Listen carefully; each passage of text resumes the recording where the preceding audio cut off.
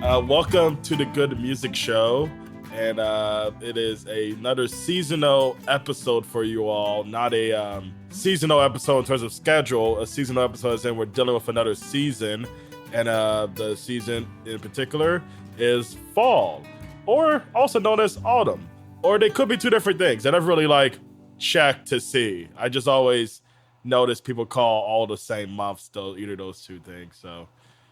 But yeah, see you in the comment section. The jury's still out. Yeah, let's talk it out in the comment section. Do you say fall or autumn? It's like an AI engagement post. Many folks say fall, but others say autumn. It's a debate that's been long held in this country. Yeah, in this country in particular, they don't give a shit about it in other places. Yeah. They just have one word. They usually fall on one. Yeah. As usual with America, everything's divided. We're in a divided country. We're in a divided season.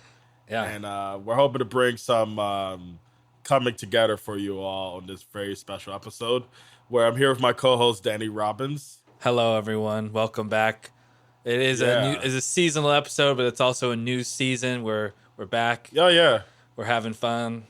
Getting back into swing of things with the podcast. Yeah, listening to music where we have two albums for you all to hear us talk about on this episode. One album is one we talked about a song from extensively in our Track One's playlist episode, Stardust by the great Willie Nelson. Mm-hmm. And the album that we also have is De La Soul is Dead by the legendary rap group De La Soul.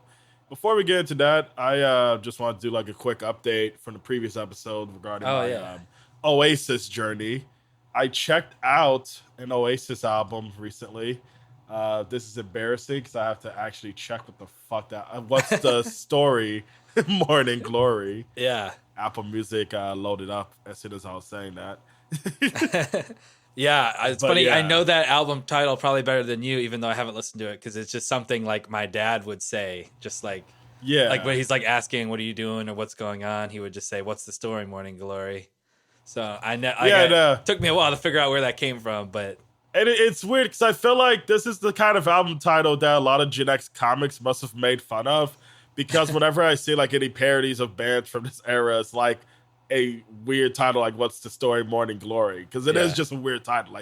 I'm from Chicago, I don't fucking know what the hell this is very much across the pond business. Do they say it in the album at all? Is it a lyric? Yeah, probably. Yeah, there's a song called Morning Glory. Oh, okay. But I don't remember him saying it exactly. Okay. Which is why you can pretty much dismiss my impressions if I can't remember that.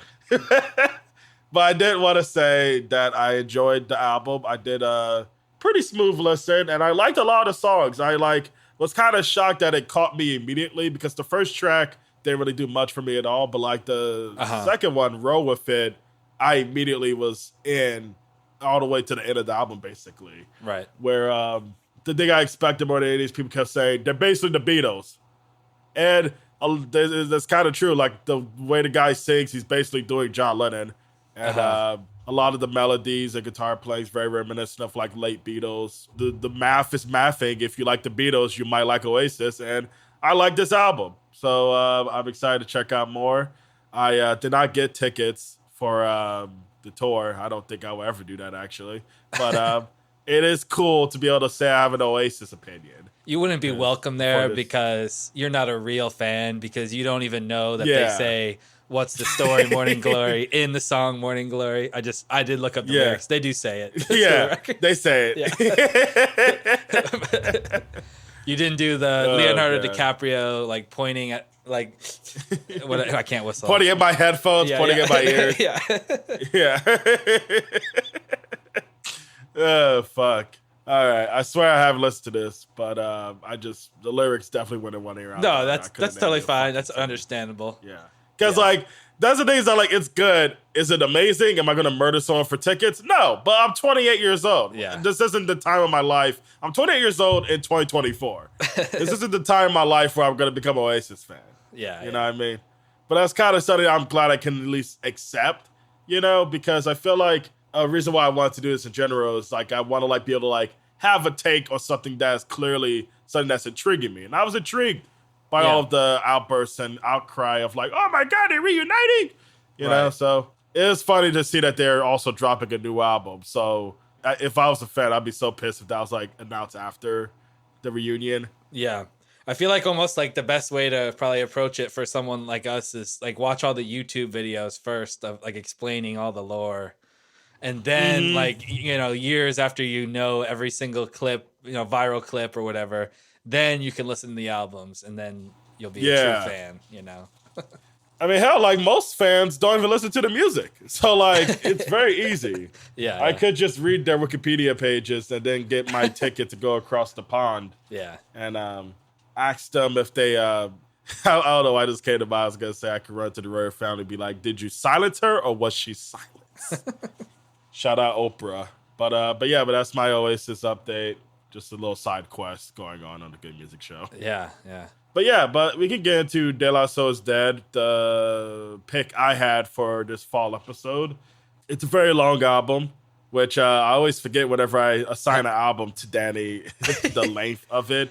And this isn't just a long album either. It has like a wide scope of what it's trying to pull off because the length isn't just due to having a lot of songs, which is why I think helps the pacing, makes the pacing a bit cleaner, is that it's like a whole package of songs, skits, interludes, intermissions, you know, all sorts of weird fucking things on this album.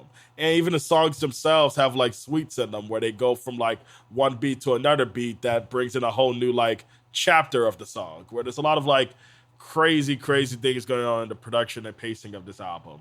And the reason why I picked it for fall is that I would just generally listen to this album a lot in like high school, whenever like the school year was starting, where I find fall to be a season I associate mostly with that because I unfortunately associate a lot of like pacing of life through school years and stuff, where the album very much, I mean, just from the title itself, is kind of a satire on the whole thing of like, how do you deliver a great follow-up to like a immediate classic?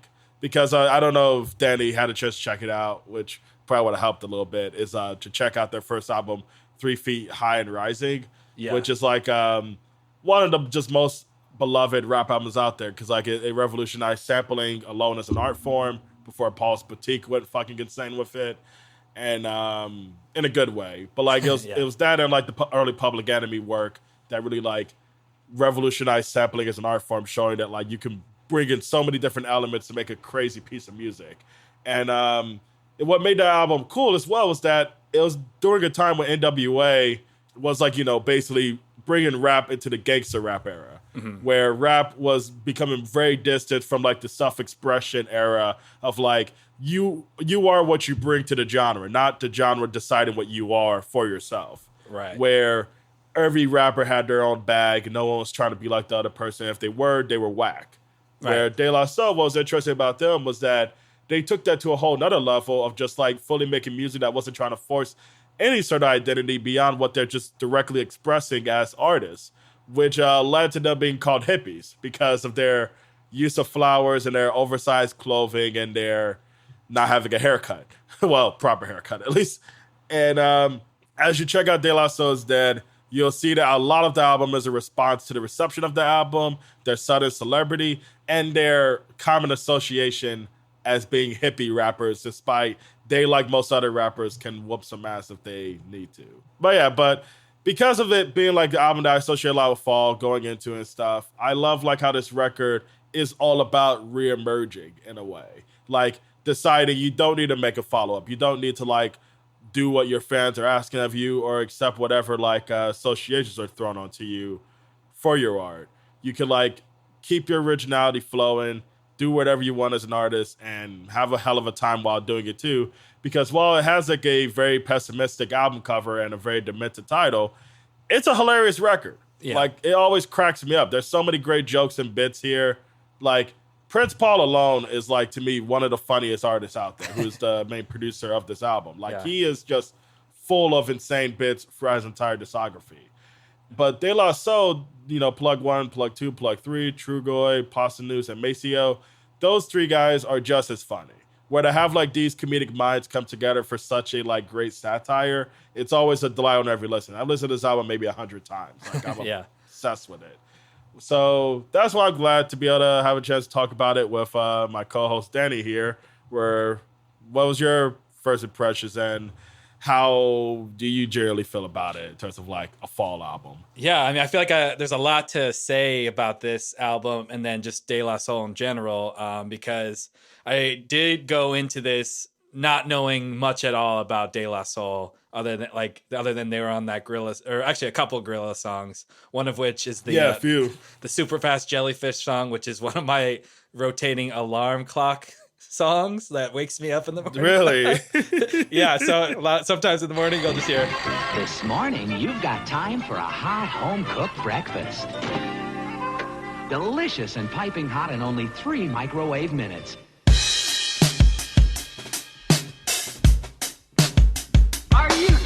Yo, pretty package. And then he's like, it goes into the rap. Oh, it's chicken. Gotta have it super fast. Anyway, so what I did for this album, you alluded to it, but I wanted to kind of get a sense of the lore of this group as they started out. So I listened to the first 3 albums, actually. Cool. After I listened to each one, I also got some further context by listening to Prince Paul's interview with Open Mike Eagle on his podcast. What had happened was, which we've mentioned before with ODB, and it's just come up with Wu-Tang and stuff. But Prince Paul was the interviewed for this podcast, and then he has 3 separate episodes about the 3 first De La Soul albums because he was the producer of all of them. And we can get into that kind of lore in a little bit, but I'll just say like the listening to De La Soul is Dead. Like, I mean, I immediately loved it. And I immediately was like, oh my gosh, this opens up a window to Julius as a person, just like, like knowing like probably where you've like borrowed some bits over the years or just like your general sense of humor, how that, shaped you as a person. Particularly I'll shout out the one part where he's like, this is to all dedicated to all those hardcore acts. Yeah, you know them brothers that we used to look up to that fell the fuck off. And now they doing all that R&B shit. Crocker. You mean rhythm and blues? No, rap and bullshit.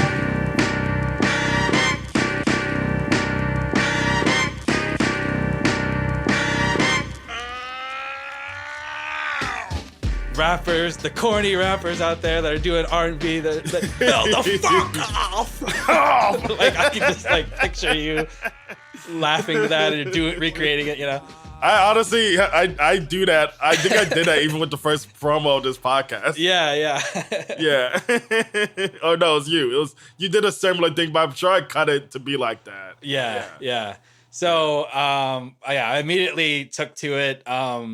And each album is of the first 3. Those are the only 3 I've listened to now, but I'm definitely gonna keep going with their discography because I'm definitely hooked. But yeah, I feel like each one they got better at what they were doing, more confident. But even like I'll say, like I know people love the first album, 3 Feet High and Rising. Yeah, people love 3 Feet High and Rising. But I gotta say, like I think I love their second and third, Balloon Mind State, because they're just so like tight and solid. And like not that I don't love 3 Feet High and Rising, but I just loved hearing them progress, I guess.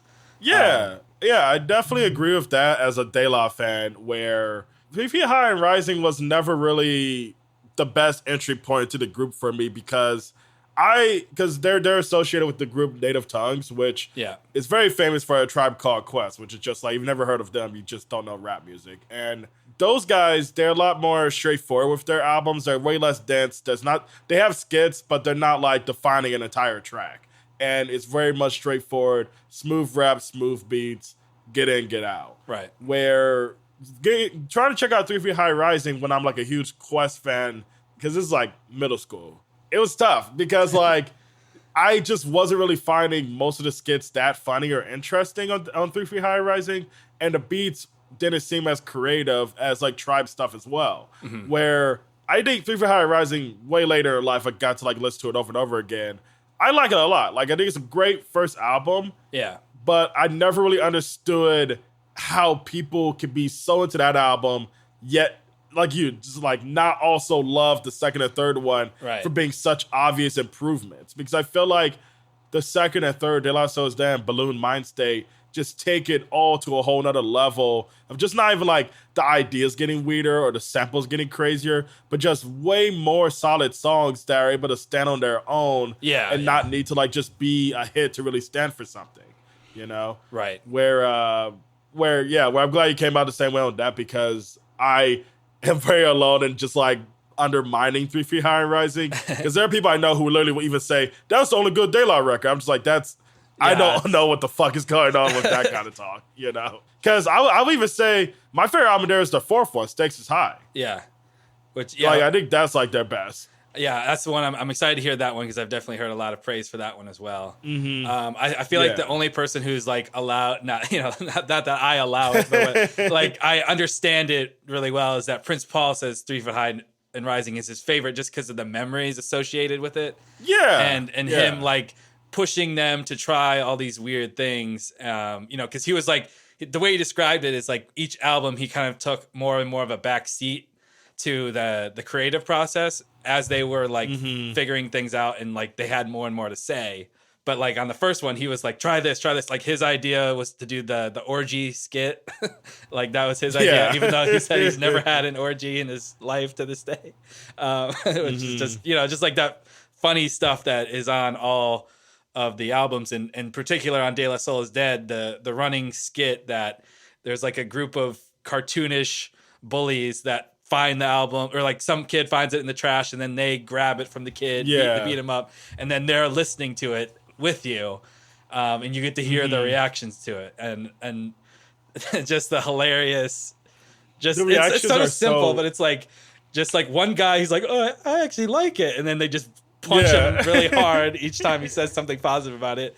And then it's literally just them doing Three Stooges. Yeah, like then the one guy, they keep censoring him, to Crocker. Like he's not allowed to swear for some reason.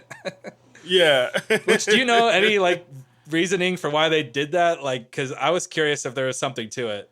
No, like a lot of the samples here are just interpolations, are just because they thought it was funny themselves. Where, from what I remember of the episode Open Mike Eagle from his podcast, a lot of their like humor is just deriving from inside jokes, but they're so bugged out of context that they're just funny, because why the fuck is this like keep coming up? Because I mean, my favorite joke ever is just them constantly saying, "And with your wrinkled pussy, I can't be your lover," because to a lot of like new listeners, they won't even get where the fuck that's even from. Because like, I mean, so do you know where that's coming from? That whole bit? No, I don't.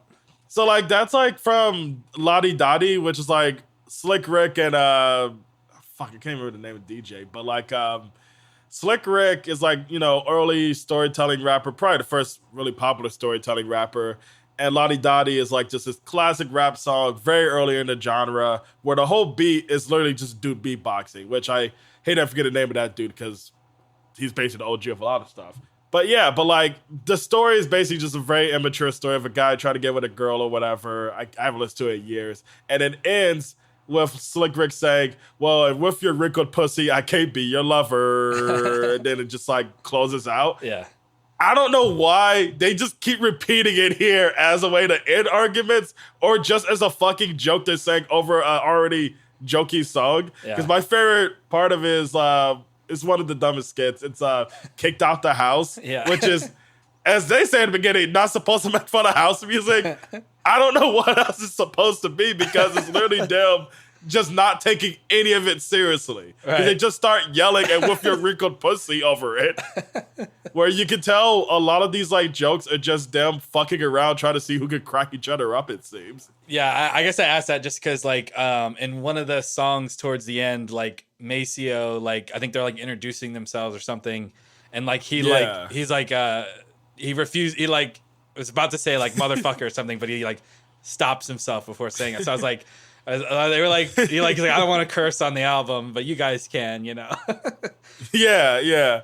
It's really weird. Like bits like that, I don't really understand either why they're that way. Where maybe there's an interview or something, but I just always accept it just for like, this is just silly. Yeah, like there's no like reason for this like kind of humor. Yeah, but it's great for what it is. And yeah, like I said, 3 Feet High and Rising has a lot of that silliness too. Yeah, but then like Balloon Mind State gets like really kind of heavy and you know more intense. Like hell, so, what's funny is Stakes is High.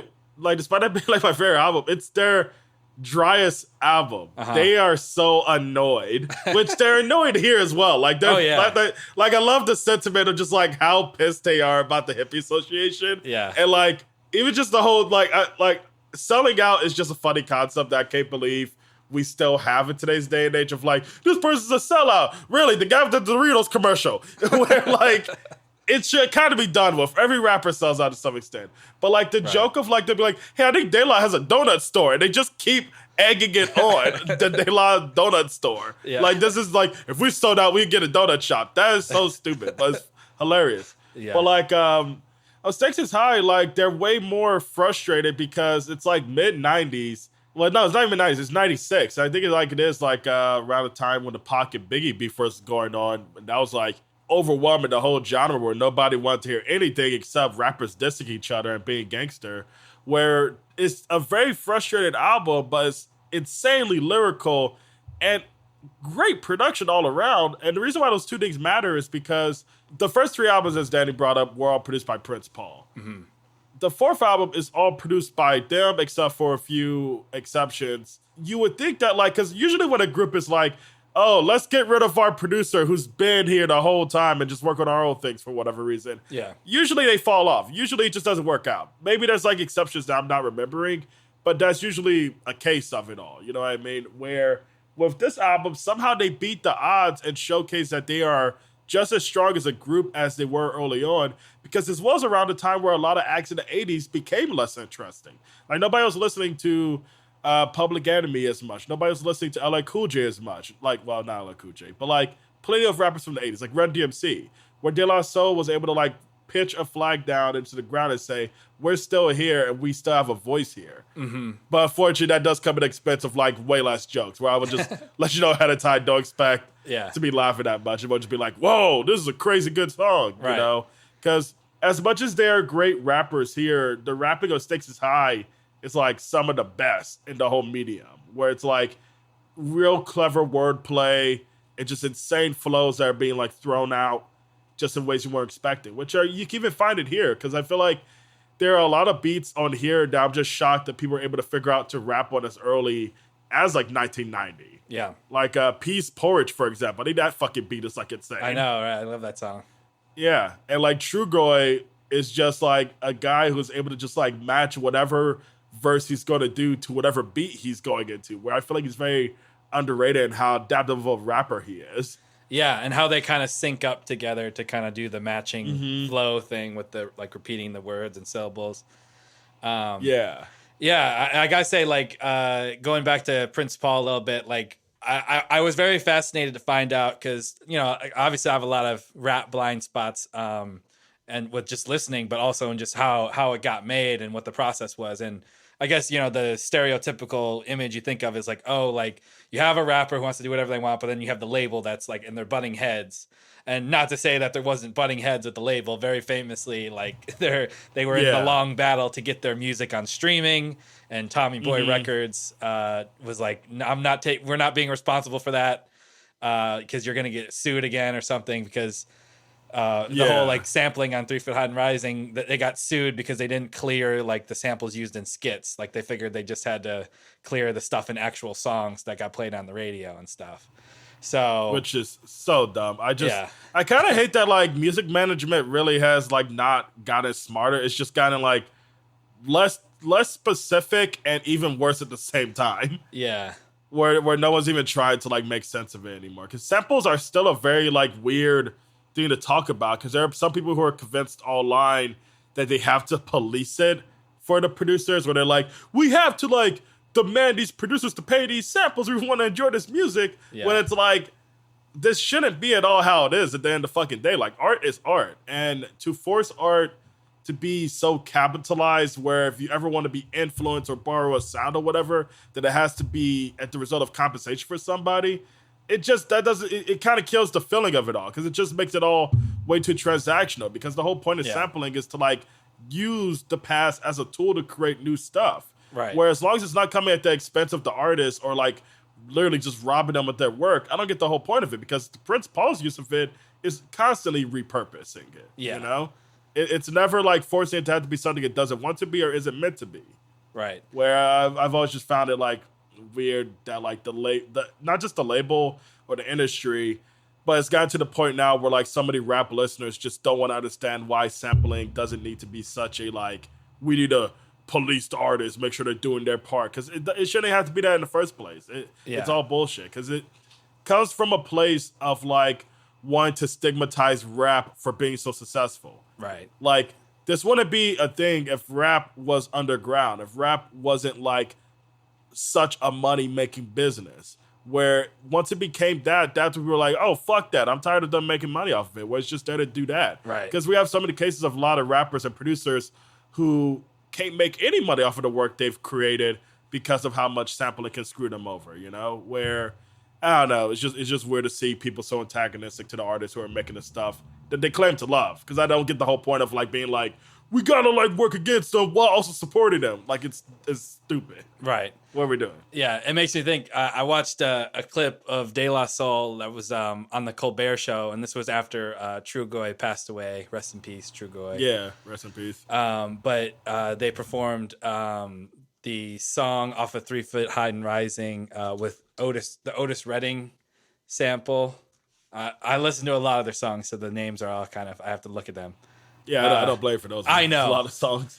Yeah, I know. Yeah, I know. And the way they set it up was like they were like doing like a cooking segment, you know, and they like were like recreating the beat in real time, like by dropping things into the pot. So they're like, oh, you had the drums from this thing, and then you have the Otis Redding whistle.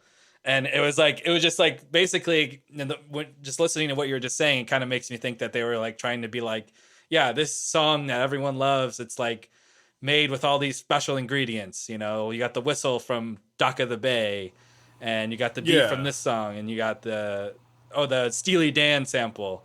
The shit is like, it's like every time you use a garlic, you got to pay the motherfucker who first grew it. Yeah, right. Yeah, you're not taking money from garlic's bag by making a stew. You know, literally. Yeah, you're appreciating the power of garlic.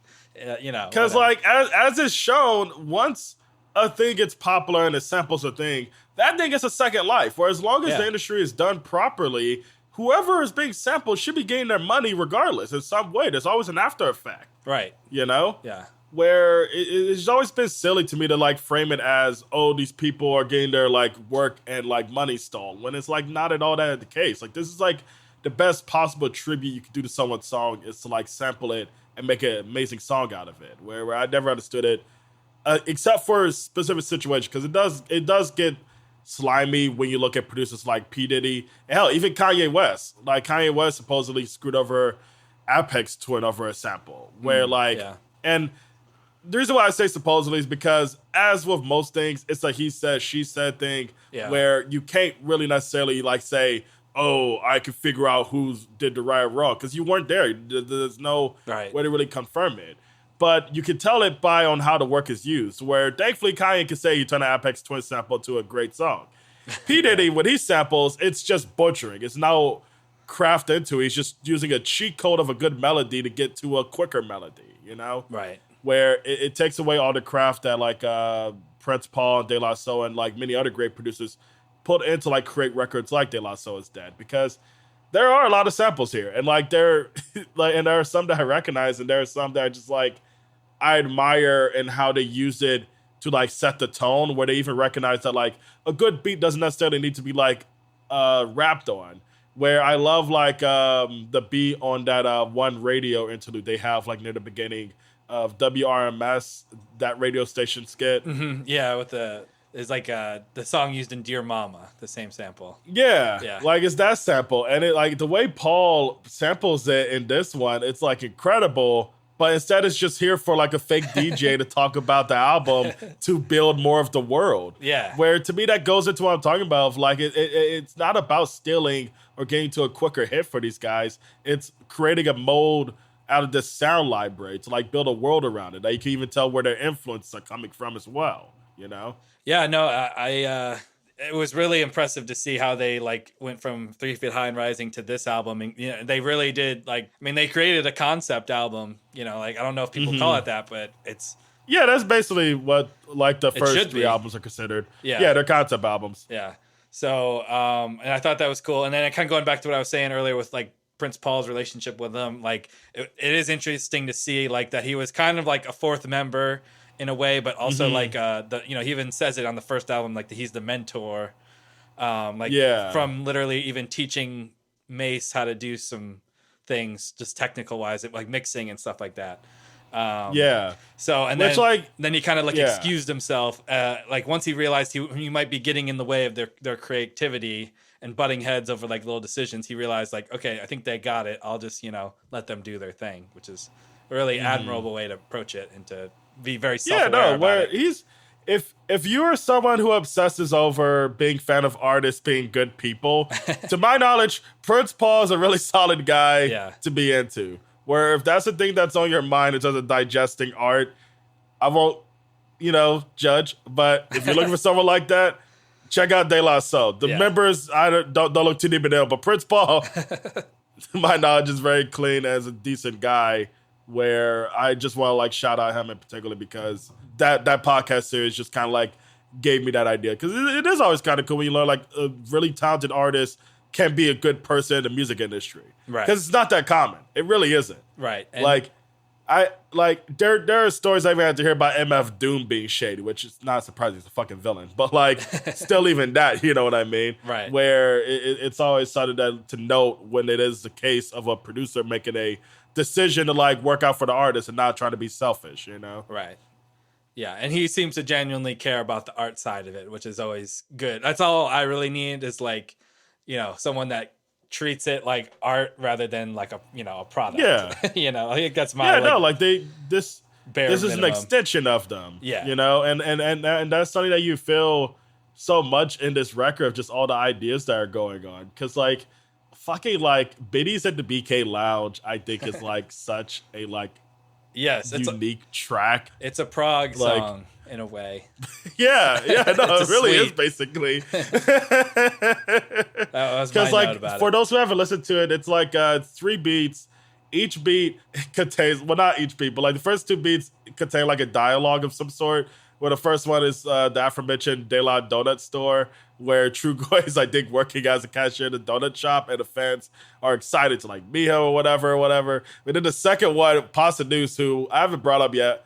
I love Pasta Deuce. Like I love both of the guys, but Pasta Deuce, I love his immediate disdain as a rapper of just like he is just always rude. Yeah, and the way he's rude is hilarious. It's like Larry David level of rude, where you really get to hear it on My Brother's a Basshead, which should be by all means be a very dark track. Yeah. But it is hilarious. Like, so dumb.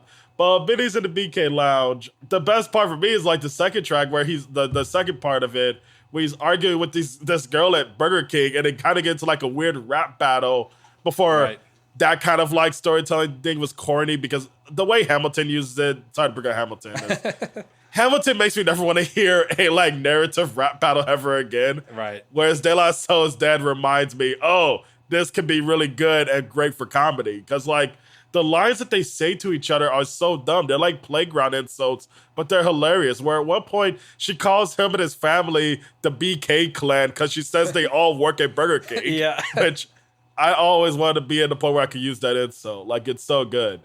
There's all this humor in the lyrics, but I haven't even like got just talk about the production, where each beat is so unique in its own way. Where the first beat is like this weird like early cloud rap, where it's like it feels like they're rapping over a haze, and then the second one is a lot more straightforward rap, a bit groovy, a bit funky with the drums, and then the last one is just like something you can like test your car speakers on. Yeah, like this real cruise of a fucking beat, and like it's just so much to take in, which I love. Is that like it's an album that like you can fuck around with the playhead and see like where the song is going to sound later. And it's always in a whole other direction than you could ever expect, Right. Oh my gosh. Like just on the whole, like just going down like the track listing of like what they're trying to do. Like you have like the first, besides the intro, you got Oodles of O's, which is like more like a standard De La Soul, and then you've got like this like love, like R&B, like poppy R&B song about love, hey love. Yeah, with like has like such a funny structure because I always forget that it goes into another argument because I was like, oh, he's just singing along to the sample, right? Yeah, yeah. There's an argument. I love the line like where he says, "Oh, so that's what this is all about, donuts." Yeah, yeah. Dumb. It's like already just like you have no idea where this is going. Then you got like peas porridge, which is them being like, we're gonna still fight you. Like we're not the hippies you think we are. We'll fight. Which then they have like all these characters come in to like interview them in between the verses. Yeah. And then like just throughout the thing, you got like the heavy metal homage with Who Do You Worship? You've got the house song that you mentioned earlier. The house. And like the prog song, like I said, the biddies in the VK lounge, and just like they like playing around with all these different sounds, and it just all works, and it's all like you're on your toes the whole time. So yeah, and like something I even want to insist for anyone who's listening who's like a huge fan of Gorillaz. This is like in some sort of way because of how many sounds it tackles and how many like fun skits it has. Yeah, is by all means similar to that kind of style. Where like if you love Demon Days, if you love I can't remember that one, Plastic Beach, and like even the self-title. Because I stopped the Humans, but I don't really like Humans. We can talk about that. Like those albums, if you like them and you already fucking love what De La Soul does and the collaborations they do with them, check out their shit. Because like that's honestly how I got into them. For beyond like my dad being a fan, where like I fucking love Feel Good, like any kid growing up in the 2000s, you know? Where if you think they're great on that song, you're gonna be amazed at the world of music waiting for you. Yeah, to like be just treasured, you know?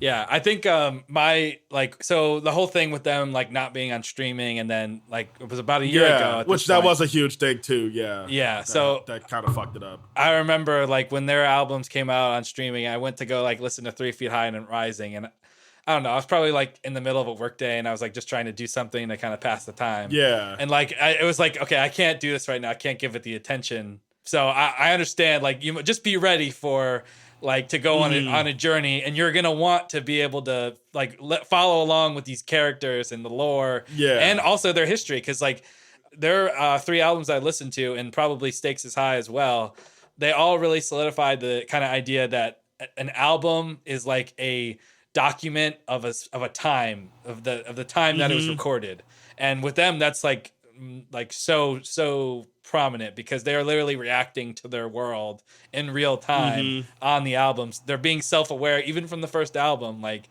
about like they're trying to get a hit, and they're like, you know, trying to start this thing up, and they're working on their first album now, and they're self-referential even from the beginning. So just be ready for that. It's rewarding, but you know, you gotta pay attention, you know? Yeah, no, and it's like it's so rewarding whenever like a joke like that comes back up, because like something that like I wanted to get into, as funny as this album gets, and I was even hinting at it earlier with like my brother's the Basshead, there's like a darker edge to this album that they're able to like roam as a space and still make strong music out of. Where my favorite song, like I probably said my favorite song like twice now at this point, which this album it changes. It's like some of this good music. One of my favorite songs is Millie shot Santa Claus with a pistol. Yeah, pulled a pistol on Santa. You put a pistol on Santa, and like that. There's another storytelling track, which these guys at this point they're some of the best storytelling rappers out there. They just are so great at like being able to create these characters to rap instantly and like fully in the tone of them, where you don't have to do too much like leeway or exposition to even like get to the song. Like they're straight there to pull you into the world they're creating. And that song in particular deals with child abuse, where Millie is this like little girl who is suffering from abuse from her father, who is also the local Santa Claus at the mall. And it doesn't just like, you know, do the immortal technique or atmosphere strategy of like, oh, rap from the perspective of the girl. Hell, even Kendrick does that. Rap from the perspective of the girl and her trauma, which can always end up resulting in some blind spots because the person who's trying to rap as his victim isn't seeing them as a human. They're just seeing them as a victim. Right. They're rapping from like how sad their story is. Whereas here, they're rapping from like the perspective of the people who are around Millie and who are doubting her story, doubting her trauma, and are like coming from a perspective of confusion because they love this guy she's accusing of abuse. And it like results in such an insane pacing of like where this story goes, where I always forget how short it is. And also at the same time, as Prince Paul's production is always able to do, it captures exactly the unique sound it needs to like give it this like weird dark tone where it sounds like something is like screaming as the song is going on, because it's over like a pretty funky beat, but there's like this like hailing going on over it. Yo, Millie, what's the problem? Lately you've been bugging. On your dookie earring, someone must be tugging. You were a dancer who could always be found clubbing. Now you're worried now with the frown you're lugging. Come to think your face would stink when deals around. It's just an incredibly put together song that deals with a subject matter that's rarely tackled that maturely and that like, you know, with much depth in rap. Because like it doesn't see Millie as just a victim. It sees her as another human being exploited by like a authority that can never really be like tackled down, because that authority figure is so respected that people can't imagine it as a whole other thing.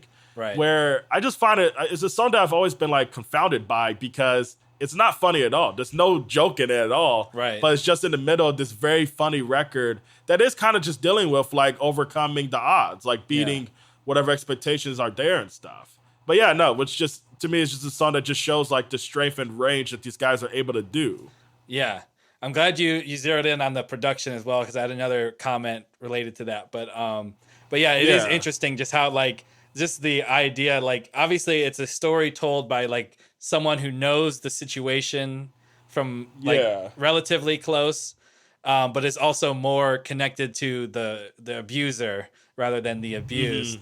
And then how it pairs that with like this, I don't know how based it is on real life, but yeah, because I don't remember if Prince Paul talks about it much on that episode. Yeah, because I never really knew if it was based on a real person either. Yeah, like he probably wouldn't have known for that much either. But like just the idea, like that, how they're like basically like the story he's telling is like forced onto just a crowd of absolute bystanders who know nothing. Yeah, all they know is that someone who is like dressed as Santa is getting shot. So like just imagine the like cognitive dissonance as someone who knows nothing, just seeing that like without any context, you could be like, how could you shoot the mall?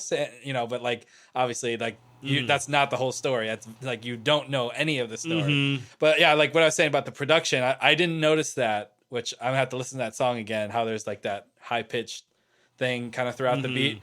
But where I did notice it was on My Brother's a Basshead. I don't know at what point it's introduced, but it's definitely really noticeable after the whole like church skit interlude, where it's like they're like singing like a worship song, and then he's like interrupts that to say this is all bullshit. But if you listen to the beat, you can hear before the beat kicks back in, you can hear a rhythmic like sniffing, like like he's back to he was in church, but now he's back to sniffing powder, and then that's kind of used as like the hi-hat in the beat is the sniffing thing, which is just so cool. Like so there's a lot of layers to dig in. All it's doing is taking over the world. Where them crackers at? Them crackers that they serve. Where they at? Bullshit, didn't believe a lick. Knew this fool too long for that to stick. Then they gave you benefit of the doubt. Wanted to see if you would work it out. First you reached our front and calm. Walk round by reading verses song. There's like so much we could say about this album, like, you know, it would take like there's a lot of like just it's very dense, which is why once again I feel bad throwing another dense album at Danny for a second episode. It worked out because I ended up listening to 3 dense albums. Yeah, because all 3 are dense. Like the third one is shorter, but it still has like a lot going on in there underneath. Where we should really even just do a bonus De La episode at this point, just the first 3. But but like where there's a lot going on, because even on that song, what I think is funny with that church skit, there's I forget which plug it is who's doing the pastor voice. It could be Prince Paul for all I know. But like they have like, you know, the organ, they have a chipmunk soul choir going on, which once again, like I mentioned, this album came out in 1990. At least I think it's 1990. 91 according to Spotify. 91. Yeah. Even crazier, 91, where like fucking what was it? Where it has chipmunk soul going on as an afterthought. Like it's not this isn't the main beat. Right. They just have a choir singing in the background, and they even have, from what it sounds like, Maceo singing along to it, and he's singing it well. Yeah. Where someone's singing it's just funny, like how many tools there are at work to make this thing work are well put together, because it could have just made it all sound shitty. Right. Where I think it's like just amazing the amount of like craft that went into like making the jokes in this album hit. Because there are a lot of jokes in it. There's a lot of songs here, but they're all so incredibly put together. Right. Where it's just like shocking to see like how they're always like, let's change it here. Because there's a lot of moments here that let me see what I have in my notes. Oh yeah, like Afro Connections and High Fives, which is just an incredible beat, incredible song, which also has like the thing Danny was pressing earlier of "Fill the fuck off," yeah, like that skit. Which Trugoy is just an incredible shouter. Like I just have to, there's a lot of great shouting. great Tom and Jerry style shouting, but like the chorus of that song is just a like it's just the beat going insane. That would have just been a Denny Brown beat. Like, for the whole fucking song, but just been that beat. And I would have minded that. But that's what I think is so cool about the production here, is that they're always willing to take it to another level to give the song structure, to feel like it's going into different eras, to make each part of it, like, unique in its own way. Where it's just, I don't know, it's like, that's just songwriting, but it's just really brilliant stuff going on here. And just kind of going through like the arc of the album, like I really don't like. I think maybe like it starts to like kind of go off of the theme, and not necessarily a bad way, but if I had a critique, it would be like the last few songs are kind of like almost like extras in a way. That's kind of how I've always felt too. Yeah, but like the overall kind of like way they've kind of structured it is kind of like alternating between like angry songs where they're just pissed and they're just ranting and venting about the stuff they're bothered by, and then they're kind of like fun, like the roller skating jam song. Saturdays. Saturdays, and like just like random like happy kind of like love songs ish. And obviously there's like humor scattered throughout all that, but it is kind of interesting how they like, you got Afro Connections at High Five into Rap Show, and then the heavy hitter Millie pulled a pistol on Santa, and then they go to like the extra like kind of funny Who Do You Worship, where it's like, oh, I'm having a good day, I'm outside, but then I'm also a devil worshiper or whatever. So and then it's like heavy metal. So the way that they kind of alternate the vibes makes it really just kind of fly by. Like, even though it is a longer album, there's a lot of tracks, not all of them are really long, but to see 27 tracks, it's like a little like, whoa, okay.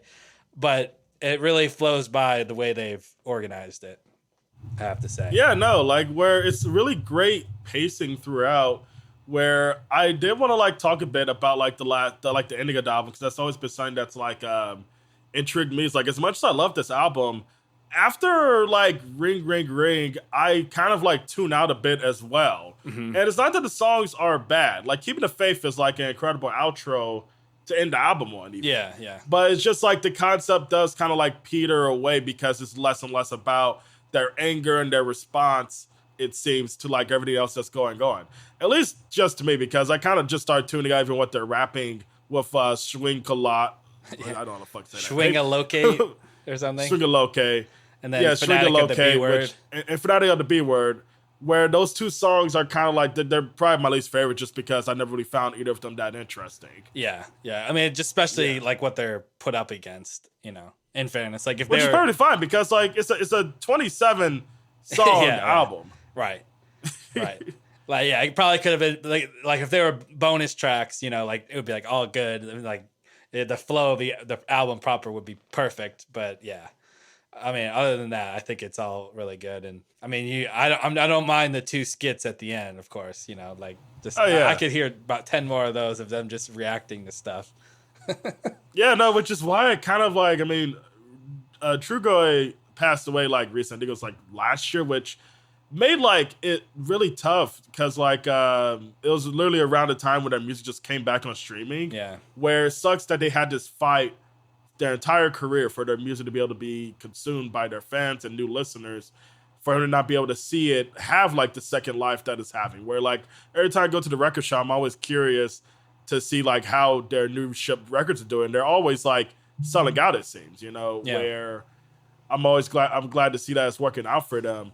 But like it's because I love movies, I love TV shows. I wish these guys could have like had a shot to like write a movie or a show with this kind of humor and see how they could like fuck up that medium just like they're doing here, because it would have been great to witness, just even with these skits, because they're all so fucking funny, you know?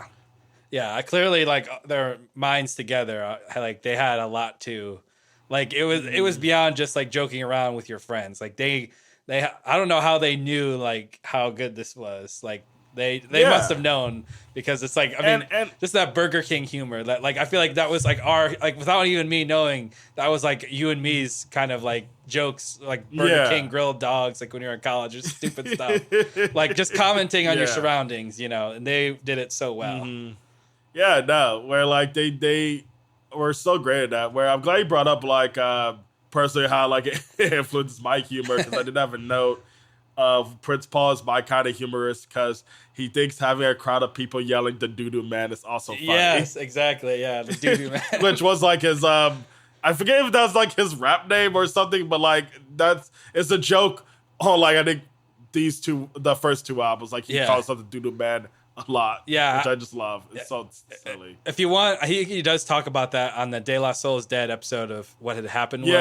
I think it was just a character he created, and then he just like convinced like all the people in the native tongues to like record a little bit of them saying, "Yeah, I listened to the doo-doo man." Like Q-Tip, I think, does one, and like he does one as himself, you know. So it was just like his mind going crazy, you know, with just creating characters and stuff. Yeah, no, which he clearly has like just a mind full of it, and like it's like it's a interesting thing that like this album is considered like a sophomore slump, because it didn't go platinum, it didn't have like a crazy hit single like Me, Myself, and I, but like it did really well critically. Like critics fucking loved it when it came out. Where I believe it got like one of the few like 5 stars in The Source, which was a very like, to my knowledge, a tough magazine to score that with. Yeah, and it still went gold. Which, I mean, everything fucking went gold in the 90s. Everyone sold enough albums. Right. But, like, where I'm always happy to see that, like, it's able to still connect to listeners of our age group, even younger. Because it just shows that this shit is going to live on forever. Like, hip-hop, this album, it's great art, where it doesn't have to be, like, dated or aged at all. Where outside of, like, I guess, like, a few F slurs, like, I guess I can't remember they said F slur at all. I think they do, actually. At least one in there somewhere, Yeah, and it's like it's always in the tone of the bully, right? Yeah, calling him that. Yeah, so it's at least like okay, like yeah, yeah. But outside that, I'll say it's like aged very gracefully. It's just even a piece of comedy, right? Where I'm just shocked like how many great bits there are just to be found here. Yeah, I agree, and it's very like right up my alley humor wise. Like you kind of like it's that same feeling I get with like Mr. Show and stuff, where it's like how are they pulling this off? It's so stupid, but somehow they're doing it. You know, they have an angle on it that makes it, just better. even when it's like immature stuff, Yeah, and like sorry, I just remember the nod over to the fat lady plays the demo. Yeah, but like, which I think in the beginning of that song, I wonder if that was a real voicemail that they got from someone being like, "I want to talk about the music industry. Please call me back."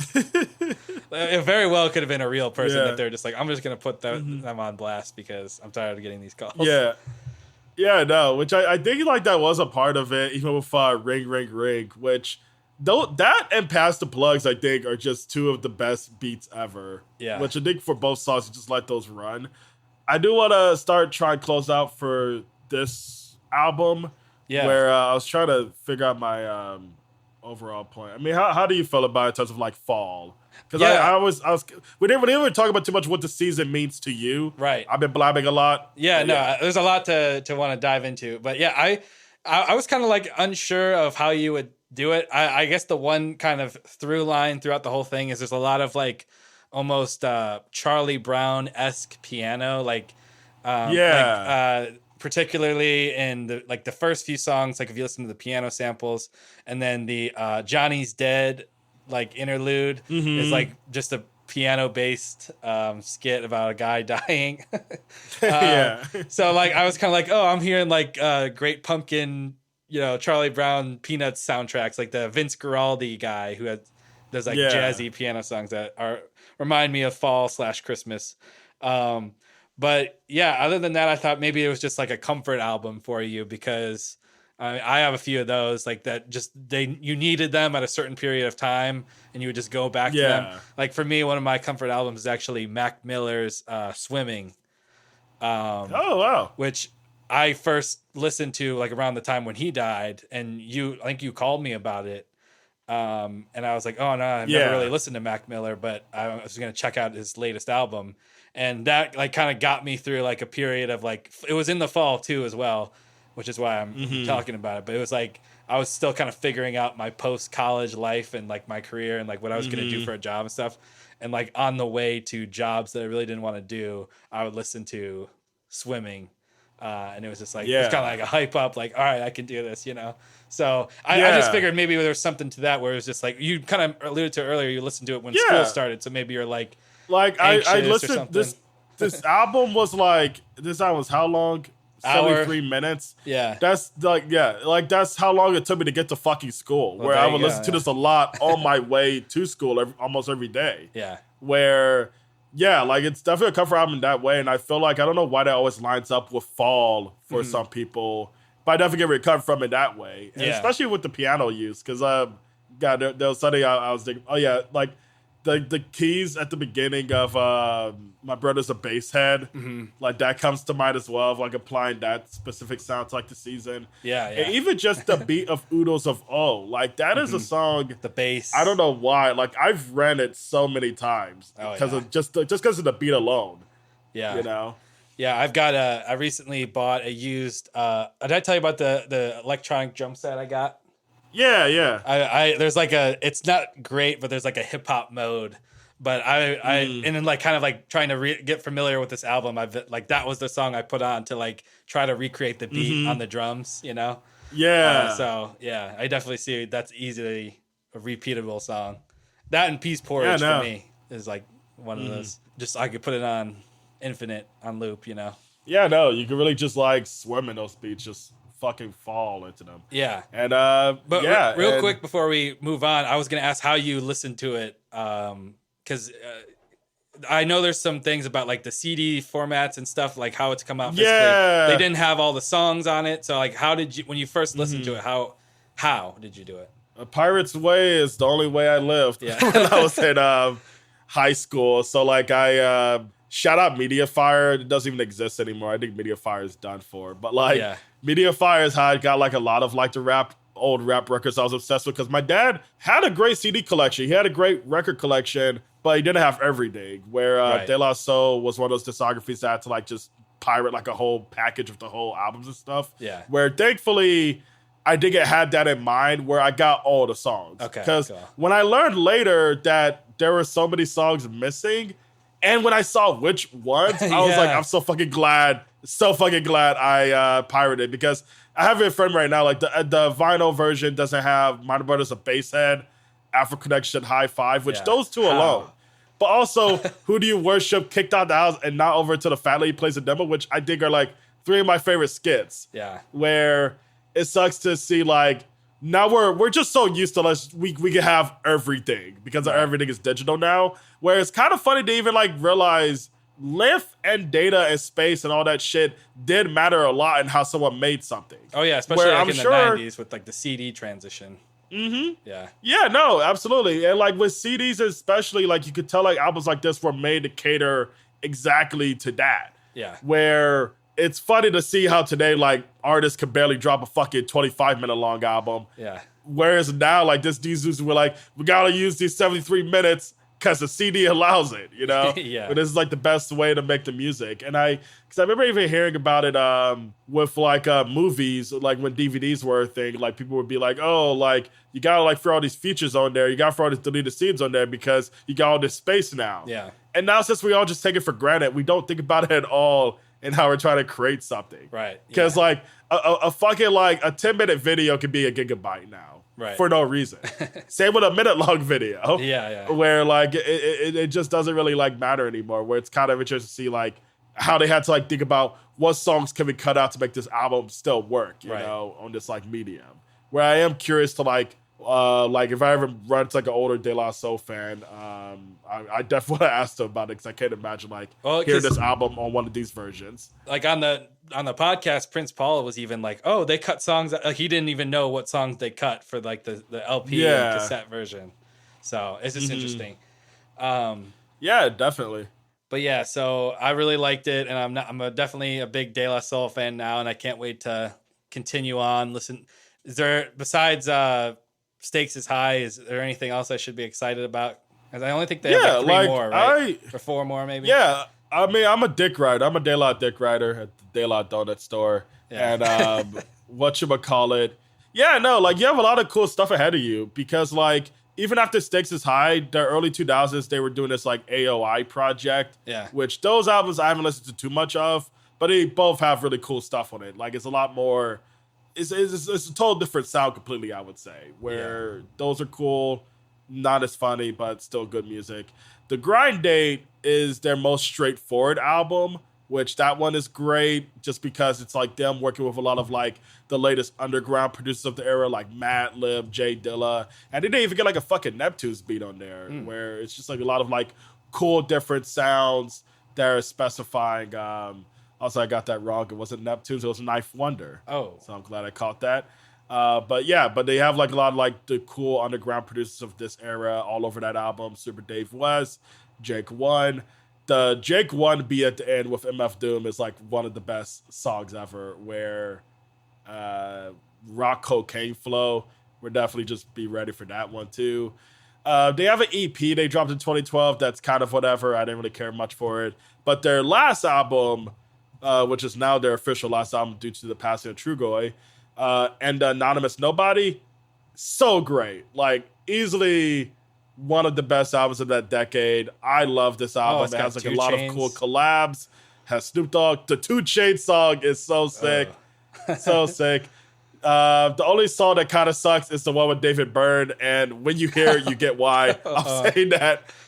But the whole album altogether, though, is really cool. Where there's a lot of just incredible production choices. Where like Drawn is like just an insane track. Yeah. Where I can't talk enough about that album. But it's not as popular because they crowdfunded it. And if you're a diehard fan, you checked it out. But because of the crowdfunding, I think it kind of caused it to not be as promoted as like it really deserved to be. Mm-hmm. Which they were able to do with just a budget of $110K, which I have no idea what goes into making an album. But that's feasible. Yeah. So... But yeah, where I say you got a whole body of work to really be able to like enjoy here. Where I say you're far from the days of it being bad because it never really gets bad. It's always some really cool stuff going on with their music. Well, that's good. That's good news. But yeah, so we were talking about. Is that all you got for this one? Yeah, I'm all done with. Let's bury the De La Soul. Yeah, they're finally dead. We finally killed them. It took forever, but but you know we're talking about comfort albums, and I mean. Among my all-time comfort albums, you've got Stardust by Willie Nelson. I mean, I've only been really a huge fan of it for a few years, relatively. So it's a newer comfort album, but it's definitely been something I put on at least once a year at this point. And usually fall is when I like to do it because it's just got a warm vibe throughout the whole thing, all thanks to the production stylings of Booker T. Jones, who I'm definitely made sure to praise when we talked about Stardust on the Track Ones episode. Which to kind of like sum up, I wanted to make sure I wasn't repeating myself too much with what I talked about. But, you know, just to kind of recap what we did talk about, you know, we talked about the vibe, the dreaminess of the music and how Willie's singing is really tender. And I got into a little bit about Booker T. Jones and how he like was a huge Hoagie Carmichael fan to the point where he went to the same college as him, Indiana University or University of Indiana in Bloomington, and how it was recorded in Emmylou Harris's house with the Enactron truck, which was a mobile recording studio, and everyone was just scattered throughout the house and stuff like that. And and just like how strong of a choice it was to put it out at this time, which I'd like to get into a little bit more in depth. But well, first I'll allow you, Julius, to to get a word in before I go off the rails and start speaking facts. As you kindly do so, I feel like I ate so much of the last section. No, I was sorry. really looking forward to hearing your thoughts. So it's all good. So yeah. Well, I hope the listeners also enjoy, because this is an album that I blab to almost all of my friends who are also into music. Yeah. But Stardust, I fucking love. Like, as Danny said, it's a very pleasant album, very warm. And similar to even just what I was saying about De La Soul is Dead, of like it being a comfort album, I want to put this shit on before I fall asleep just to guarantee sweet dreams. Which is a very weird thing that I only do just because, like, I love music, just like, I love listening to music when I'm sleepy, because it does just like put me into a more gentler like way of thinking and stuff. Right. And this album is just that on every single track, where I love how gentle Willie Nelson's singing is here, because it's not that like he wasn't gentle at all on any of the other records I've heard, but it's like insane how much of a deep register he's able to get there while maintaining his like signature presence, as in like, you know, one of a kind singer-songwriter. Yeah. Well, just singer here because it's all standards. Right. And it just sounds effortless, where like if you told me every song here was figured out in just one fucking take, I would believe it. Because like it all just really sounds so like just, you know, everyone here is working at their best, is at their best here. Yeah. And like, as much as I'm not too familiar with Booker T. Jones, who like because of that fucking T in this show, my mind just keeps wanting to say T-Bone Burnett. I don't even know what the fuck that is. Oh, we've talked like, about him. Is that a person? Yeah. Okay. He did like the Oh Brother Where Art Thou soundtrack. He's a producer. And he produced I like him. The Logan Ledger song that we talked about, also on track ones that I had on my playlist. Yeah. So okay, I'm glad that he's in my mind for a reason. And also, like, there a wrestler that's Booker T. Yeah. Yeah. Which I don't know why I'm not thinking of that instead. I love Booker T. He's like my favorite wrestler. Yeah. But like, but Booker T. Jones, like his stuff here is just stunning. Where I'm excited to check out more stuff he's produced, especially because like I like this is literally my second Willie Nelson album, so I can be like a lot of Redhead Stranger vibes here. But like, it's more shocking just to hear instantly from that album like how much he's able to like just tap into this sound and still be just as confident here. You know, it's really cool stuff. Yeah. No, it's really special and kind of, I mean, you know, I say this a lot, but it's kind of magical how it came together, because it's really against every norm, which is kind of Willie's thing, is he's always breaking the norms of what you'd expect, even as he's 91 and still putting out albums like 2 a year at this point, and still touring, you know, not crazy extensively. Still doing features as well, from what I've been seeing on some new albums. Yeah, I mean, I think he's definitely kind of got it down with his producer, to where he's definitely he's being generous with appearing on people's albums. And with technology now, it's really easy to do. He doesn't have to travel too far, and you know, like of course you're like missing that like in the room collaboration that he did when he was, you know, younger. But now he's able to kind of like spread the love a little bit more, and appearing on people's, you know, whether it's a cover of a Willie song or a song that they wrote. He's definitely getting out there and spreading his name around and to help people, which I just think is cool.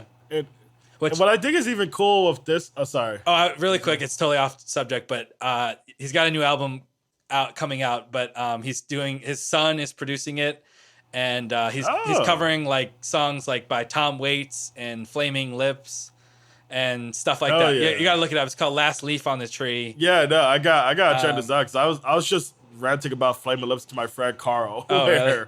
Yeah, that's a cool combo. So I can't wait. That's coming out in maybe a month or so. So I'm looking forward to that. But yeah, what were we gonna say? Oh yeah, so like what I thought was really interesting when I looked into this record is that like similar to De La Soul is Dead, where they're trying to like abandon this like preconception of what their second album could be, like avoid following up in any way possibly. Yeah, it was cool to see that this album had like a similar sentiment of like him, you know, he caught like huge success with Redheaded Stranger, of, you know, becoming a main voice for this outlaw genre. Yeah, where I saw that like this was like not a popular move from the label, where the label was scared because like he wanted to just do these standards that weren't as hardcore as like those albums. I saw he had like that one and 2 other ones, I believe, before this record came along. Yeah. So he had, Redheaded Stranger, as you mentioned, and then not something that he was in charge of releasing, but he like agreed to. It was the Wanted, the Outlaws, which was like the first, like, it had some sort of milestone. It was like being like platinum or like double platinum. I don't know what, but it was like the first in country music. It broke like the selling records of, people bought the Wanted, the Outlaws album, which is essentially just like one of it was actually a Nepo baby. He was the son of Owen Bradley, who was like one of the big national producers that made all those hits. And he put it together with Waylon and Willie, and then Waylon's wife, Jessie Coulter, and this other guy, Tom Paul Glazer, who is a little bit of he's like the lesser known of the 4, but they threw a couple of his songs on there. They're actually not available on streaming, I'm seeing now, but it was just songs that they kind of worked up. Like, it was like they pieced together like duets with Willie and Waylon, and they pulled some of Willie's songs off of his albums that came out in like the early 70s. But it went crazy because people love this imagery. And then also at the time he had like singles, like he had a collab album with Waylon called Waylon and Willie, and there was the Mamas Don't Let Your Babies Grow Up to Be Cowboys, which is a big hit that people still love to this day. And then you had like the Lukenbach, Texas song, which is a Waylon Jennings song that Willie features on. So it was very much this imagery of like, oh, we're just 2 old cowboys. We're writing songs and singing them. We're singing about being outlaws and, doing partying and all this stuff. But so in the middle of all this, they're like, just do another Mamas Don't Let Your Babies Grow Up to Be Cowboys and Lukenbach. Just do another one of those. He's like, no, I wanted to do these songs that I listened to as a kid. And, meanwhile, like while these conversations are happening about what he's going to do next, he's got all the success and he moves out to Malibu to be with his family, or like to spend some time with his family on the beach. He's in this apartment complex. And all of a sudden, like he goes on morning runs, and Booker T. Jones just sees him running, and he's like, "Hey, is that Willie Nelson?" So they meet, and then they just realize how much they have in common in terms of like the songs they loved. Booker T. kind of like grew up like playing high school dances and proms and stuff, and he would play all these standards, like a lot of the songs that appear on this album. And same thing with Willie. Like his sister Bobby like worked for actually the Hammond company, which made the organ that Booker T is like his signature instrument, is the Hammond organ, like the what you hear on Green Onions. So Bobby like knew all these songs from like basically demonstrating how the Hammond organ works, because she works for the company trying to sell it. And of course they learned all these songs on the radio together because Willie and Bobby had this bond of music. So it's all this like stuff that just was separate, but all of a sudden they just meet randomly, living in the same apartment complex, and they got together and just started playing songs in each other's apartments. Like they had their instruments and they would go up and just play and kind of work out the arrangements and stuff. So, and from like specifically what Booker T. Jones says, like they just had a unspoken way of like understanding each other, like they work together well for some reason, even though they're coming from totally 2 different places. And so became Willie's kind of like vendetta. He's like, no, I want to do all these old songs. And you know what? People that probably don't know them, they'll think I wrote them, because they've never heard them before, or it's like their parents' music or whatever. So yeah. And like that's the part I really love about this as well, is this exposing these like, because like I've heard like a few of these like other songs, like other versions before. Yeah. But it's exposing to like a new audience while like giving his own signature sound to it as well, where he's able to accomplish that. Like you will walk away from a lot of these versions thinking, man, this is really just what fucking Willie-verse dog. Where I thought was really cool, because I also saw that Moonlight in Vermont was like the first one they pulled together to like figure out they did want to do this album, which I thought that song is really special, just in the sense that it feels like it is kind of like not, because where does it fall? It's on track 8 of 10. Track 8. Yeah, like it's not necessarily the center of the album, but it does feel like a whole world is built from it. And I'm glad you singled that one out too, because I've talked about Willie's songwriting being so good, and even though he doesn't write anything on this album, I think he learned a lot from doing it, because when he was getting together that arrangement for Moonlight in Vermont, he realized none of these songs or none of these lines rhyme with each other. So essentially there are no rules, as much as people want to say there's rules to making a hit song or whatever, there isn't any rules as long as you can, make a good song. It's just that simple. This song just paints a picture and sets the tone musically, and that's all you really need. There's no conventions, or if there are, you can break them and, make something cool. Yeah, no. So I think it's really cool to hear these songs, and because I'm a huge diver of Wikipedia, I love so much just seeing the history of them. Yeah. His Unchained Melody is another great rendition that he has here. And I think what is so cool about that song is because we were talking about they don't say the title until I saw is dead. The big thing about that song was that it was made for this old movie that no one is watching at this fucking point. I'm not gonna fucking watch it. I haven't heard anybody. Yeah. Did it win the Oscars and IMDb top 250? No, I don't care. Fuck this. But the song is supposed to be about this film about this prisoner who's deciding is it worth it to escape jail so I can get back to my family or live on the run or whatever. And the song is obviously about someone who's missing their girl, where it never outright says unchained at any point of the song. Where what I love about these standards just in general is that they come from these omnipresent characters who we never know the name of where they're coming from, but we know the feelings they're dealing with and how these feelings are expressed through the music itself. Where what I think Booker T. Jones and Willie Nelson are able to do great with a lot of the arrangement here is that each instrument feels like it's its own character that'll provide a mood to each song, especially the guitar playing on All of Me, for example, or even with how the keys are used on the sunny side of the street, where they have a real catty vibe to them. Yeah. Where it's just a lot of real cool, just mood shifts or moods being added on through how the instruments are being used throughout. Right. On the sunny side of the street.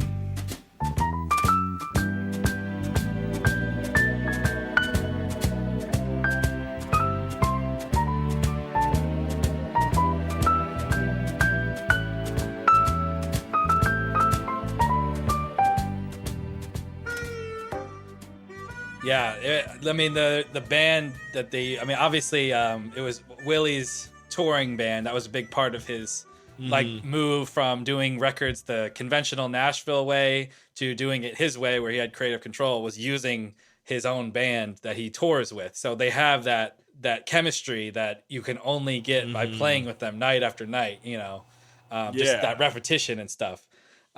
So I think in particular, besides Booker T. Jones, he's a prodigy basically. Of course he's gonna do good and with his piano and organ.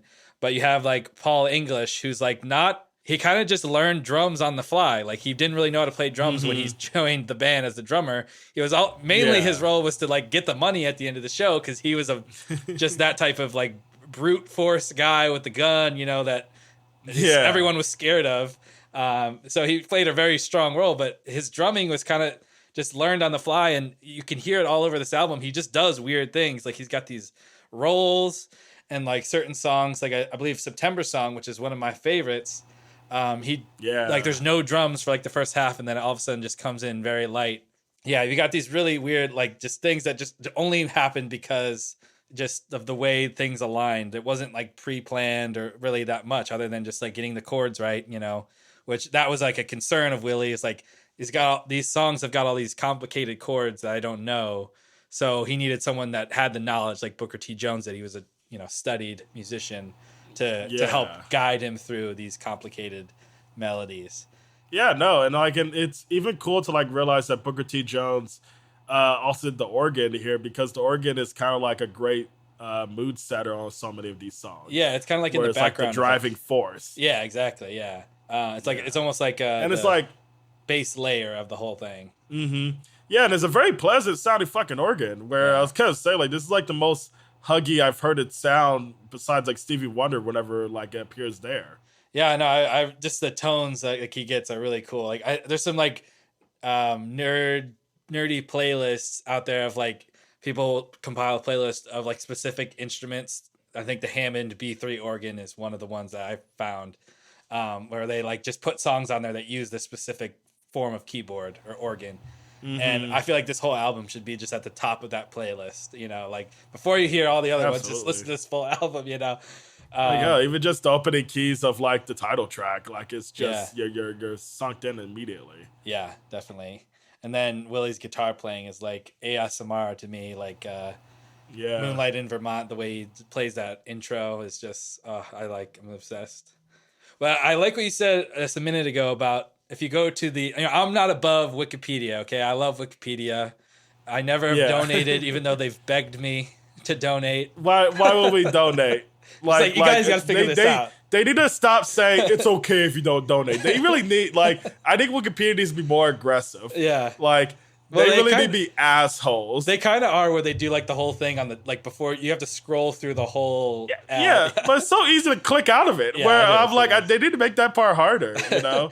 Yeah. Because I should. I don't. Yeah. What do I get out of it? Like, that's just fucked up. It's like, it's the kind of donation that you just feel like you do want something out of it, despite you're getting so much free info. Yeah, exactly. But if you go to the Wikipedia for this album, every single song you can click through to a Wikipedia page for the song. So in that sense, kind of in a modern, practical way, this album really is kind of a history lesson of music, you know, because these songs are all like done in the early 1900s by countless artists.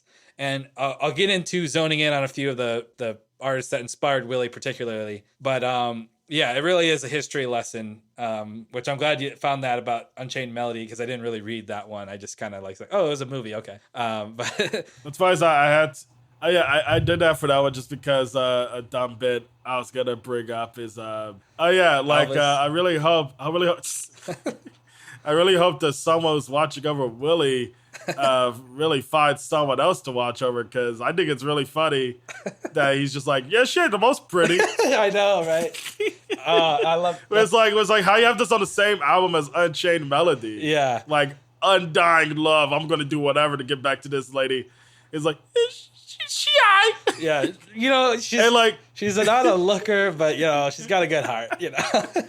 Yeah. It's like, man, you lucky you, good ass singer. Yeah.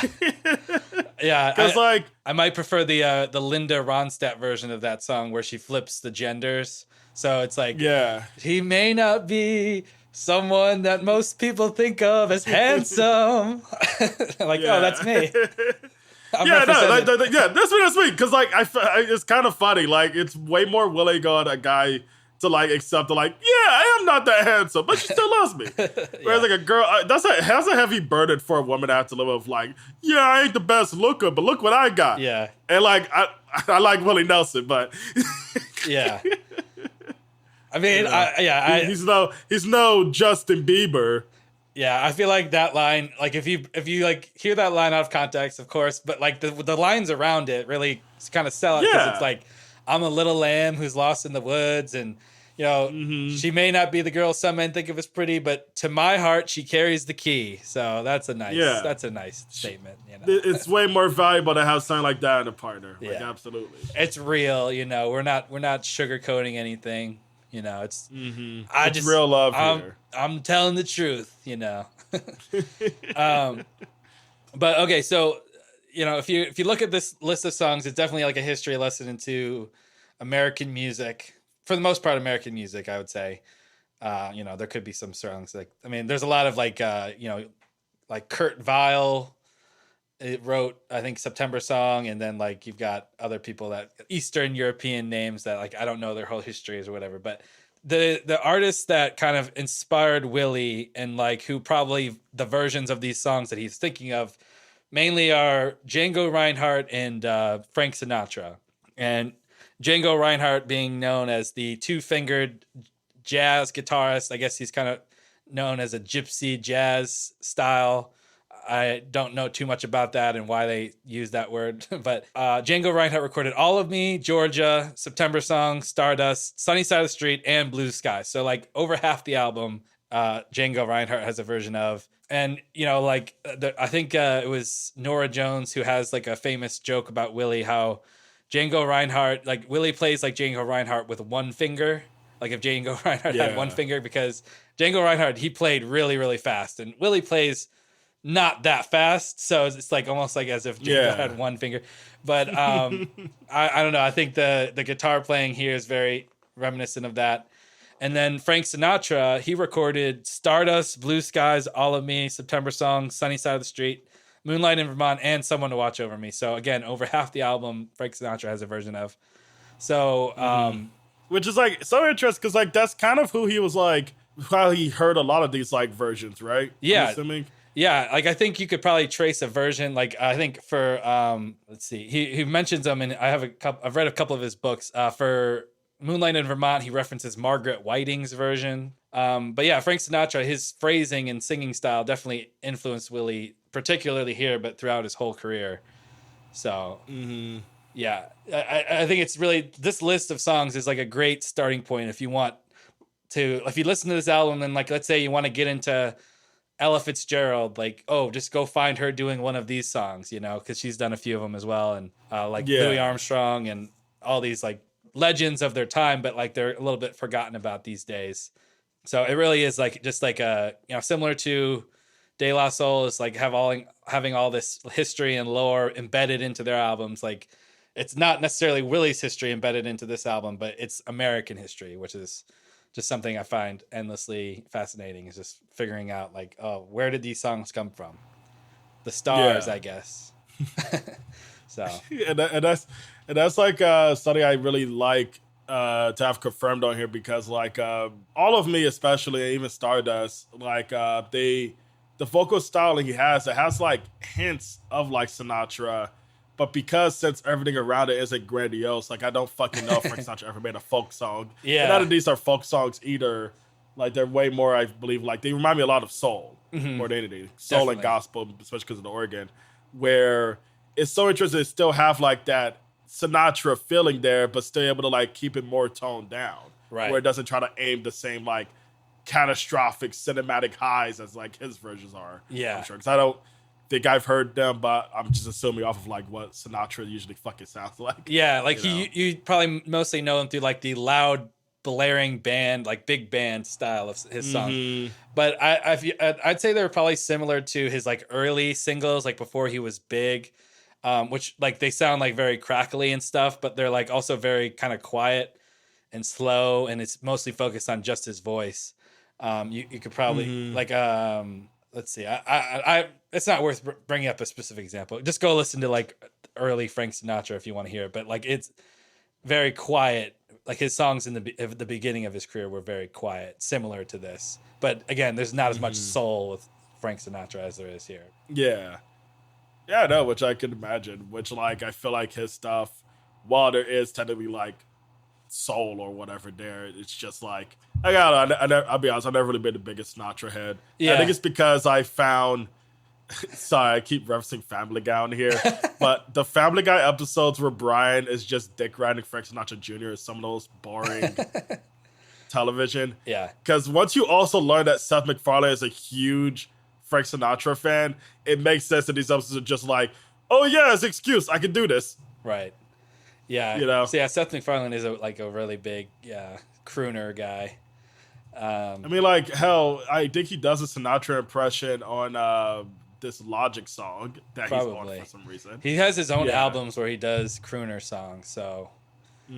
But yeah, no, which is why like I never really gave really that much of a shit whenever I check out a version that isn't him. People are like, what a Sinatra version? I mean, my take is like he's kind of like the Johnny Cash of that style of music, where it's like he's the one everyone solo or like focuses in on, like, oh, Frank Sinatra, you know, like, and I don't mind listening to either of their music, but I'm like, if you really want to get into the good stuff, like that's not even scratching the surface. That's like smudging. Absolutely. So like, I don't have anything against Frank's. Well, I don't want to say I don't want to say I have nothing against Frank Sinatra, because I probably do, but like I just say I would start with someone else. You know, yeah, he gets enough love. And I'm glad. I'm glad you even said that about Johnny Cash, because as much as I'm a big fan of his stuff, I feel like people really use him as a starting and stopping point for that whole world of music. Yeah, that it's he frustrating stands for currently. Yeah, definitely. Yeah. I'll say I listened to these for the first time prepping for this episode, but when they reissued this album in 1999, I guess on CD, they had 2 bonus tracks from these Stardust sessions that are interesting. The first one, Scarlet Ribbons, is like, it doesn't belong at all. Like, I'm really glad they cut it, and it's like very just forgettable. But that said, you know the song I Can See Clearly Now? The rain is gone. Yeah, Willie did that, I guess, recording for the sessions. They didn't put it on because it definitely doesn't fit, but I do like it. I think you should. I would say anyone who is interested should go check it out on YouTube. At first, I was like, okay, like, because I associate I Can See Clearly Now with like allergy medicine commercials, you know, like like literally I can see clearly because my eyes aren't itchy. But you know, if you can get past like the kind of cheesiness / like overplayedness of this song, like he kind of takes it into an interesting place. It kind of goes into like Allman Brothers territory where it kind of jams out at the end.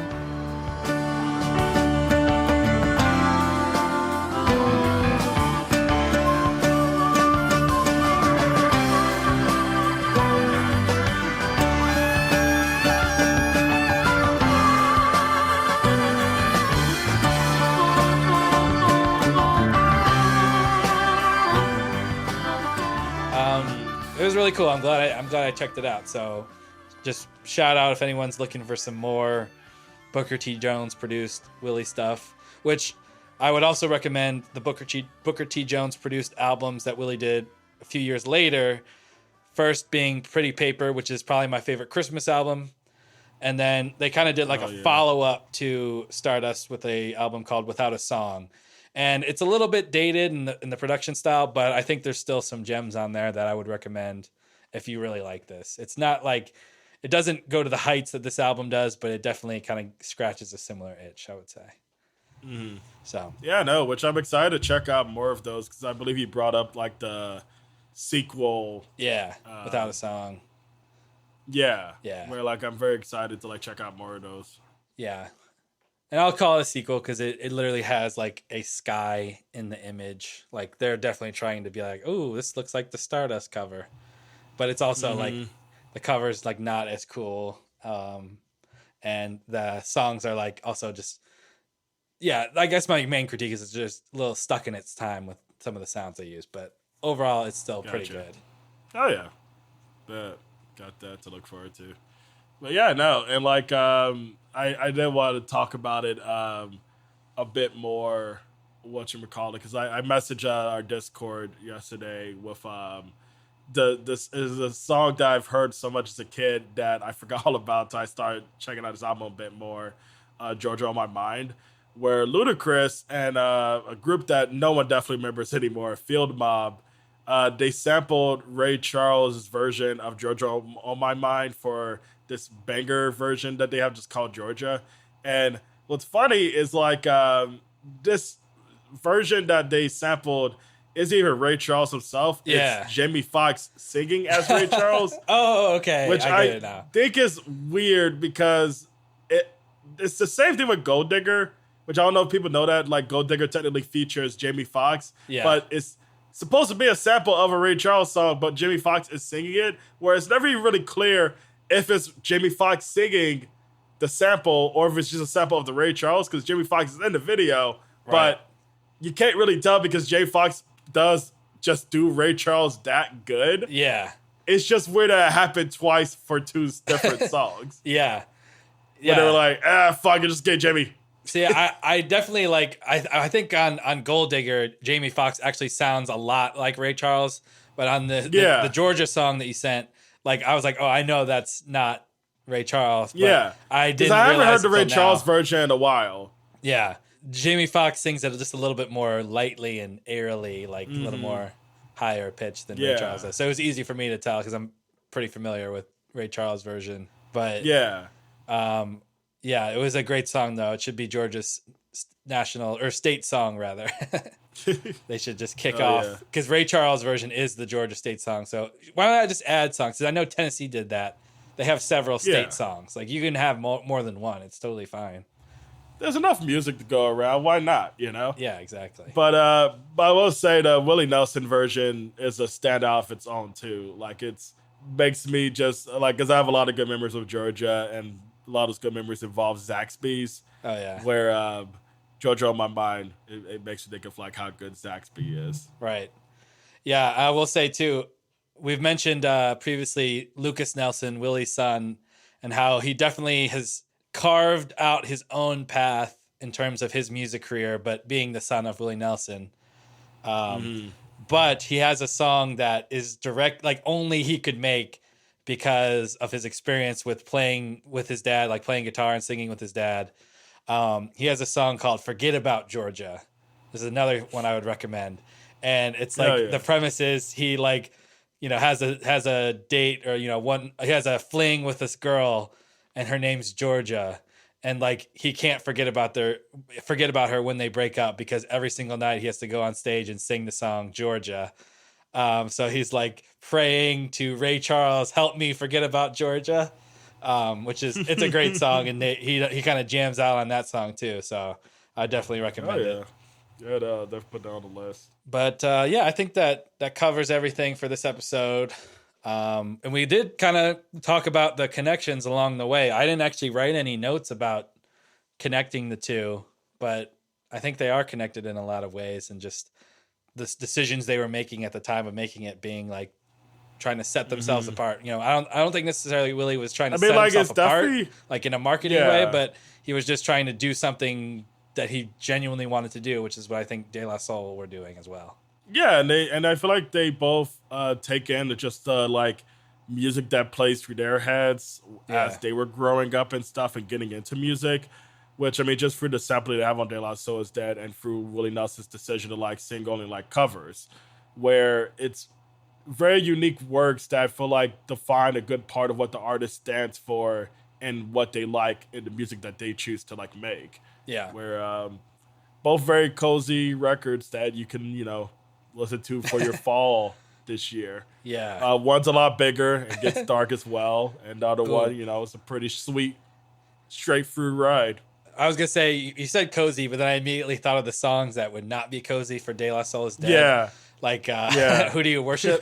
But we should do a cozy version. Like, we should compile, like, De La Soul Is Dead cozy version of, like, where it's like a shortened version, but only for when you want to be cozy. So we'll probably cozy version. Probably cut Millie. I get, you know, it's a little dark. It's not too cozy. A little dark. Afro Connections, because they're really angry. Yeah, get the screaming out of there. Yeah. Fuck off! Yeah. But that would be fun. Oh, man. But yeah, no, that would be great. But yeah, thank you again for tuning in with us here at the Good Music Show. I can't remember what's the next episode. I think we got a playlist episode coming up. Yeah.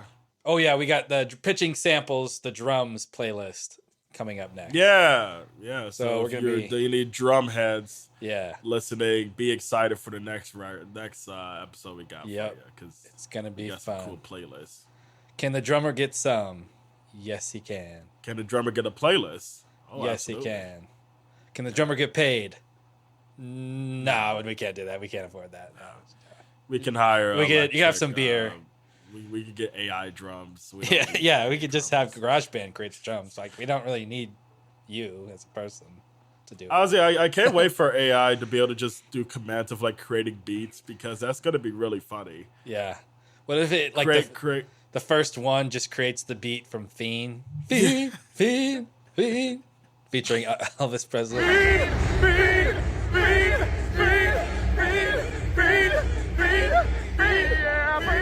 Oh, man. I'm surprised they haven't made an AI Elvis Presley cover of that yet.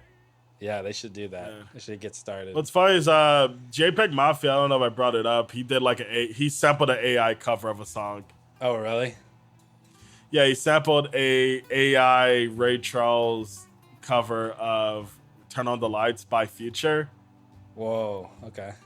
Yeah, and because everyone's already mad at him for being cool with Kanye, no one really cared to call him out for that, because the song is really great. It's just funny that would be something that if the people weren't distracted of being mad at him about Kanye, that would be what we're talking about instead. Right. Is it art still if the sample itself came from an AI thing? That's too Inception for me to think about. I know, but only he would do it though. Only he would think about it. His name is JPEG. He's very internet focused. Very internet. There's a mouse on every album cover, which I don't know why people were like, yeah, did you notice? Wait, is there really? Yeah, there's a computer mouse on every cover. It's just like hidden. Oh, it's a little Easter egg. Yeah. Little Easter egg, which I don't like. Easter eggs were awesome when you were a child, but when you have bills to pay. Yeah. What does this do for me? I can't even eat it. Yeah.